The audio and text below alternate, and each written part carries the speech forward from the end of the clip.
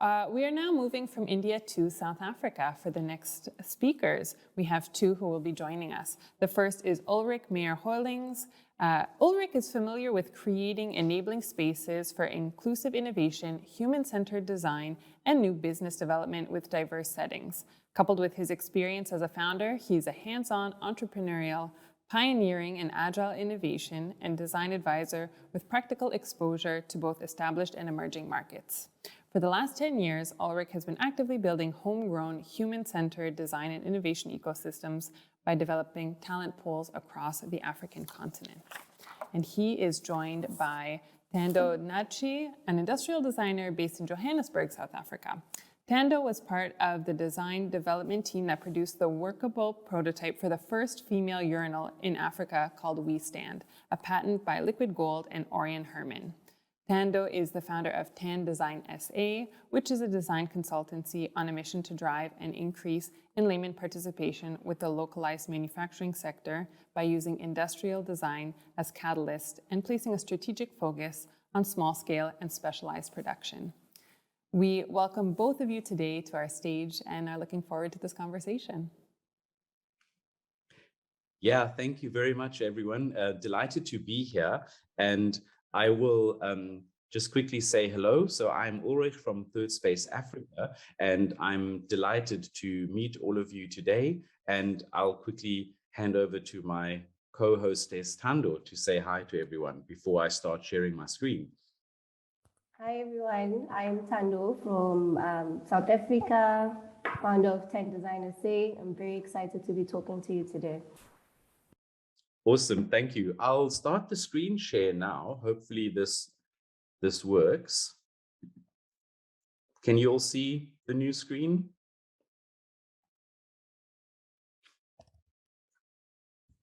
Let me start. Can you see this? Okay, thank you so much. So we are now starting the Africa hour and a half as part of this big global marathon to celebrate design. And we are deciding to open up with a theme that pretty much comes very much from the Global South conversation we've had previously in terms of Ubuntu. And it's a principle of leadership that we use on the African continent that some of you might be familiar with. And we're trying to link this back to other global leadership principles that you might have heard from earlier in the day. So Thando and myself are going to do this very much as we do in Africa, as a casual conversation over a meal. So we have a certain basic setup that will look at the South African perspective on design leadership. Some of the elements also happen on the continent at large, but we are probably best suited to speak about the South African context in which we operate mostly and most days. There are 4 themes in our presentation, and it will move a little bit from the more theoretical foundational aspects of design leadership into some very practical applications of how this plays out. So I will lead us into the first theme in terms of thinking, what is the African design leadership mindset and how do we apply that to design thinking practices? Then we have a certain clash, if you want, of cultures in the way that often European or global companies want to collaborate with African designers. And sometimes these principles of design leadership are in tension, the way we would work and the way more Eurocentric organizations would work. And I will share with the outcomes and the challenges and maybe the opportunities around that. And then I'll hand over to Thando, who's very familiar with a great case study from a potentially well-known restaurant chain, at least in the US and in the UK and in the Middle East, it's known, but they did something quite exemplary in terms of working with local designers. And then we want to end with a little call to action to join us on this quest. We are today proud ambassadors of Open Design Afrika, sadly one of very few WDO members, but we hope that this membership will grow. Open Design Afrika is a social impact enterprise and a citizens platform based in Cape Town, South Africa. They run an amazing open design festival every year and have been doing so for many years. So these are some of the images you see there. Open Design Afrika really is a social innovation movement. that represents a global community of change makers and future makers across the greater creative economy ecosystem. And we focus very much on aspirational youth who want to make a difference and drive a more desirable future for themselves and their community. So as such, Open Design Afrika very much also is informed by the spirit of Ubuntu, which we will get into very soon. Through its execution on a very inclusive and accessible, as well as collaborative platform, the creative experiences that Open Design Afrika offers are used as a catalyst to develop social and human capital that is more future fit and drives a more thriving future for people and the planet. The big mission of Open Design Afrika, and I hope you will join us in this cause, is to develop creative intelligence in all children, all citizens, across all members of society, so that we can really make a much more impact towards achieving very ambitious innovation targets like the Sustainable Development Goals. So where do we come from? I think all of us are aware that a lot of the design leadership paradigms are shaped according to general management paradigms, which again are embedded in cultural ways of being in the world. So in terms of the Western model, we often find very much a pyramid structure with power distributed unevenly, where those at the top have a lot of power and those at the bottom have less power. The other thing also that is embedded in this more Eurocentric leadership mindset is the premise that the individual and individual prosperity beats the group and the collective. And we have this culture of superstar CEOs, for instance, in business. I think we all know Jeff Bezos, Elon Musk. We're celebrating these masters of the universe in our media, in the business press regularly. This translates down to the superstar cult in design as well. If we think about Johnny Ive or Mark Newson, I think we all know the superstar phenomenon from business is often translated into design leadership, where an iconic superstar designer decides for us all what we should be doing, what we should be wearing, how we should be in the world. And often it's a design for a winner takes all world. I think if we look about the current innovation narrative that is coming from the venture capital fueled ecosystem of Silicon Valley, it really drives towards monopoly and towards owning the interface, owning the user, owning ideally the user data. And ultimately, if we think about the singularity vision, it talks to machines, assuming leadership over us humans. And that seems to be an ideal outcome in terms of the current landscape. So we are asked to teach our kids coding and to speak machine and machine language. So this has been a very dominant narrative of leadership in the world. It is definitely part of the design leadership discourse. And in this context, design has a very uncomfortable seat at the table. I think we heard from the previous speaker how techniques used by designers are actually employed to harvest very intimate data and exploit our kind of natural instincts to drive engagement with digital platforms and to ideally monopolize as much as our attention as possible. In contrast, then, we have a very different system, which here is embodied quite ironically by the Apple Loop office, but it's not the pyramid, but it's the circle. So it's a very different principle that is less top down. And we are calling this Ubuntu, which instead of focusing on the I and my own individual prosperity, I always look at the we. And literally the way we often refer to this is to say, I am because you are. Or in many of the African languages, like my local dialect, we greet each other to say, hello, brother, hello, sister. So there's a very different solidarity built into the way of thinking and being. As such, in terms of design leadership, we are designing with people and not for people. It's a subtle difference, but I think it makes a lot of difference to empower the voice of the end user and not make hypothetical assumptions about what they might need because we are a genius superstar designer. The other very important principle is to mind the gap between those that are successful and those that are less successful. And we are always looking to leave no one behind. So as we prosper, we hope that the tide lifts everyone up equally. And we are always looking at those in terms of, let's say, digital connectivity that are not as privileged to be part of the current digital revolution. I mean, if you look at current stats, probably half of the African population has never experienced the internet and might never experience it.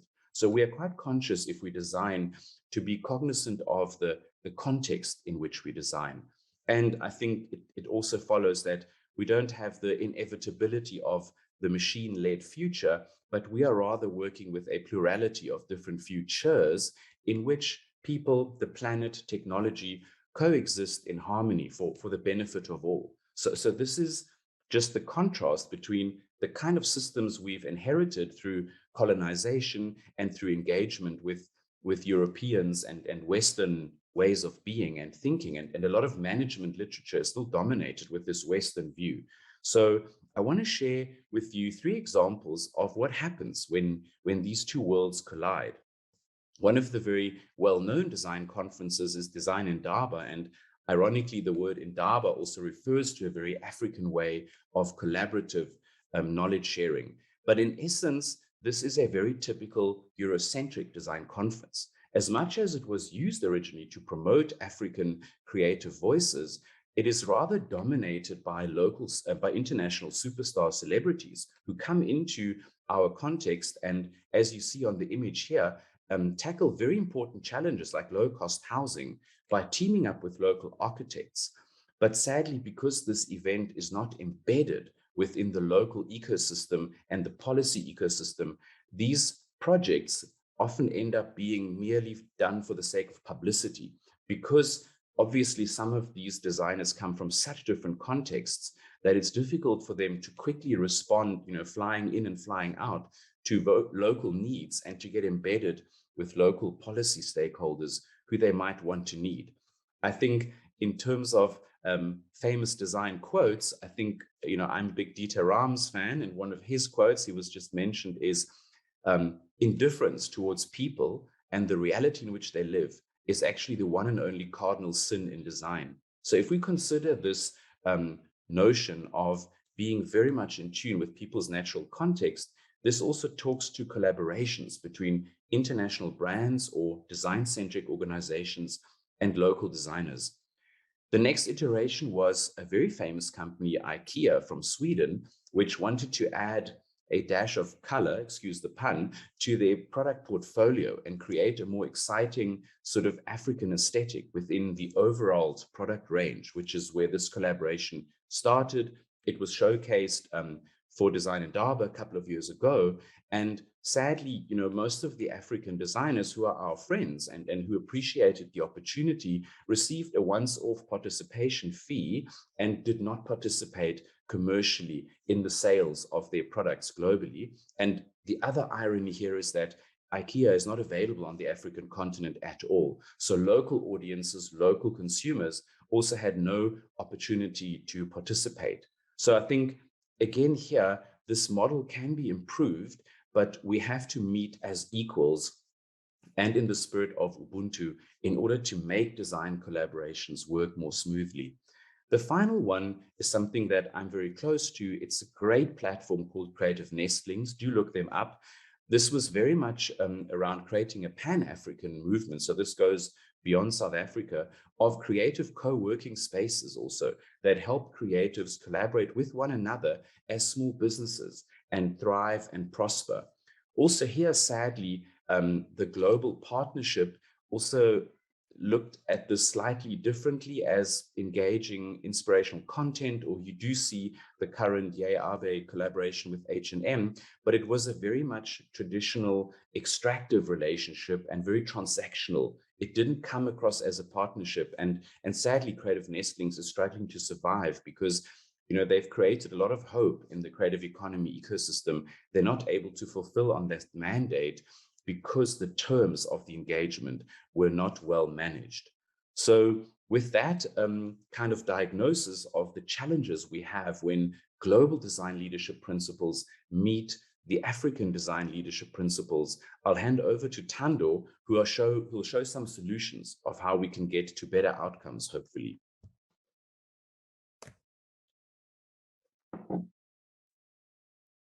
I think you're muted, Thando, sorry. Sorry, can you hear me now? Yes. Great. So considering local case studies, South African design leaders like Cloud SA and Nando's have found innovative ways to equitably integrate emerging design talent into their supply chains in order to create more socioeconomic value. The Nando's Design Program is a talent search and design competition that facilitates collaboration opportunities between young designer makers with the hospitality, retail, and residential industries, as well as with corporate clients. The designers are linked with opportunities within the ecosystem, such as prototyping, business mentorship, and access to global markets. The program was started in 2016 and takes place every 2 years. But in 2018, Nando's launched an online shopping portal, which has facilitated more than 60 million rands worth of sales across 20,900 products in collaboration with 50 local designers. The Nando's Design Program is not just a program, but it's a collaborative community of creators and makers learning and growing together. And I personally feel proud to be a part of this community. This program is a great example of how corporates can partner with creative agencies that follow the Ubuntu approach to developing sustainable interventions that encourage creative intelligence and youth entrepreneurship. In the next slide, we have Tracy Lynch, the director of Cloud SA, who will give us a few words on the program. Our immersive program is not only about drawing out new talent and showcasing the amazing work of the designers and the collaborations, it's also about business mentoring. So young designers need to understand how complex moving into the business world of design is. So we have a program which focuses on empowering the young designers and helping them with mentorship in relation to all aspects of design. Enterprise Room has worked very closely with the Nando's Design Program to create workshops which share very relevant content and also closely work with each of the designers to understand the potential of their businesses and where things are in place to support them and where they still need further involvement. I think there's a lot that goes into creating a small business, and these young designers are they're being exposed to all of it. It's not just the sort of rock star world of being recognized for your creativity. It's how do you get into the nitty-gritty of making this a business, of creating an income firstly for yourself and to fund your projects and to fund your making a living, but also to start imagining that your work could result in the employment of others. And that is extremely important in South Africa. We need young people to be able to build their own businesses so they can start empowering themselves and in so doing empower others and create job opportunities. This is really at the heart of a lot of the work that we're doing. So yes, sharing the beautiful stories, the heritage, our amazing design community, growing our design communities, but also businesses that are self-sustaining, that can result in amazing opportunities to create employment and bring dignity to the lives of South Africans. So now I'd like to share a story about Siviwe Jali. So Siviwe Jali is a hot young designer finalist for the 2020 competition, and he had been offered the opportunity to prototype some of these designs. In January of 2022, 10 Design was commissioned by the Cloud team to assist with a structural design optimization and creating the first prototype unit for the Nzimbi server. The production was subcontracted to our manufacturing partner, BBS Tool and Press, who also assisted with the engineering refinement, and delivery was executed by a logistics partner, Star Express Freight. The Nzimbi project was later exhibited at Decorex Cape Town Expo in June 2022 that saw Siviwe winning an award for the best emerging designer and securing production orders off of the strength of his first prototype unit. The Cloud team also won a collaboration award that celebrates successful example of co-creation. 10 Design and production partners, on the other hand, looks forward to executing more orders. And just like that, the whole team won. Halala. Because here at home, teamwork makes the dream work.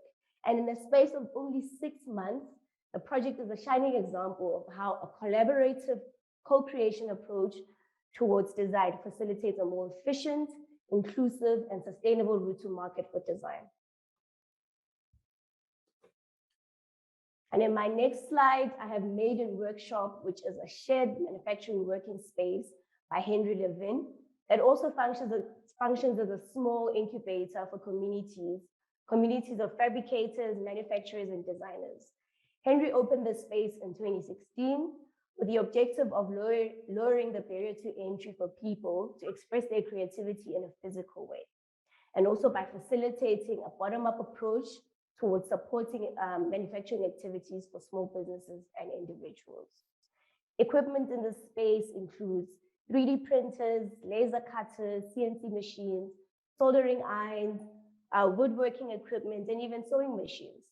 Such spaces offer inclusive opportunities for peer learning, collaborations with people from different backgrounds and walks of life. Tan Design as an agency aspires to build a design and manufacturing support ecosystem in the informal sector that can enable inclusive sector participation from previously marginalized communities. And pillars of this support would look at STEM education and facilitating creative intelligence. Sorry, I'm a little nervous. Building manufacturing capacity within the sector, facilitating peer learning journeys and mentorships amongst community members, and also creating a sustainable supply chain ecosystem that can support job creation, entrepreneurship, and knowledge transfer that results in creating design-enabled micro-manufacturers in the sector. And I'm quite excited to be collaborating with a tribe of future makers such as Cloud SA, Open Design Afrika, Third Space Africa, and Maiden Workshop to build an equitable creative economy that is accessible to all. Yeah, thank you so much, Thando. And I think you can see Africa is open for business. We're excited to collaborate and work with global partners. And allow us to close with a little call to action to those of you in the audience that want to engage maybe more equitably with creative talent from the African continent. And I think let's get back to the principle of Ubuntu, which we think is a great way to sort of enlarge the thinking in terms of design leadership, and as a leadership principle will work well, I think, in our context and in every context. And let's commit to collaboration models that really take every stakeholder's perspective on board more fairly. And I think the final thing in closing to say is that Open Design Africa is celebrating 10 years anniversary next year. So I think get in touch with Sune or whoever you know and look them up on social media, because they have an opportunity for you to get involved in this great grassroots movement on the African continent. And yeah, with that, I'd like to close the session. And if there are questions, we can come to that now.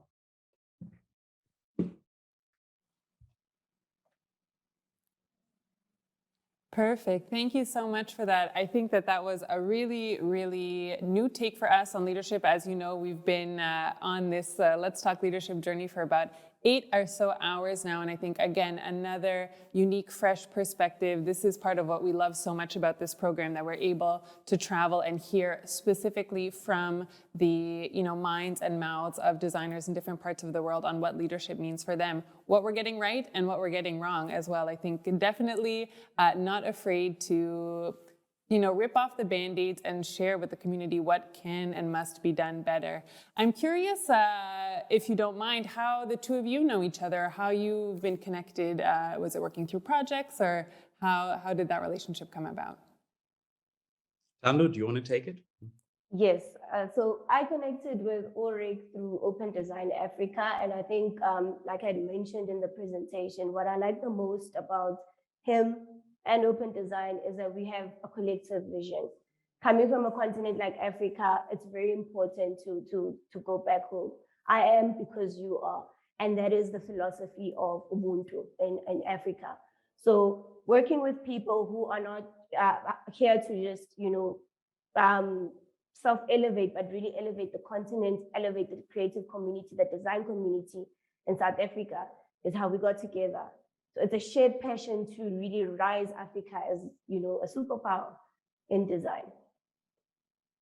Yeah, thank you, Thando. I can just echo that sentiment. I think in Africa, we come not from such an abundant place of opportunity. So those of us that are active and passionate about shaping the ecosystem from the ground up, and creating local responses to local problems, we find ourselves at home within Open Design Afrika because it's very accessible and it really looks to serve the needs of marginalized communities and people that could normally not afford to attend a traditional fancy design conference and who might even feel intimidated by attending it. So I think the Open Design Afrika ethos very much resonates with where the two of us are coming from, and we are finding like-minded people through this platform. So yeah, that's kind of how we met.